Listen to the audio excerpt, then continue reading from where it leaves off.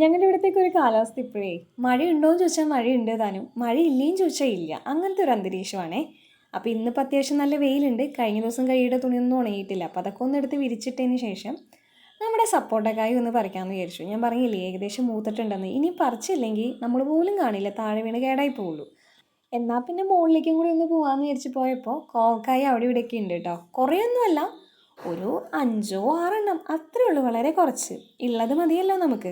ഇപ്പം എൻ്റെ പരിപാടി, മെയിൻ പരിപാടി എന്ന് വെച്ചാൽ ഇങ്ങനെ കോവക്കായ കിട്ടുമ്പോൾ അത് ചെറിയ ചെറിയ പീസാക്കി അരിഞ്ഞതിന് ശേഷം ഒരു 5-10 മിനിറ്റ് മാരിനേറ്റ് ചെയ്യാൻ വെക്കും. മുളക് പൊടിയും കുറച്ച് ഉപ്പും മഞ്ഞൾപ്പൊടിയൊക്കെ ഇട്ടിട്ട്, വേണമെങ്കിൽ ഗരം മസാല ഇടാം, അല്ലെങ്കിൽ ചിക്കൻ മസാല ഇടാം. ഇതൊന്നും ഇട്ടില്ലെങ്കിലും മഞ്ഞൾപ്പൊടി മാത്രം ഇട്ട് വറുത്താലും നല്ലതാണ് കേട്ടോ.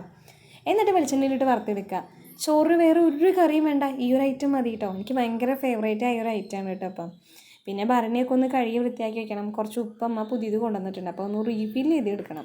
ഇന്ന് ഇത്രയേ ഉള്ളൂ കേട്ടോ. വീഡിയോസ് ഇഷ്ടമായാൽ ലൈക്ക് ചെയ്യുക, ഷെയർ ചെയ്യുക, സബ്സ്ക്രൈബ് ചെയ്യുക. നല്ലൊരു വീഡിയോ ആയിട്ട് വരാം. ബൈ.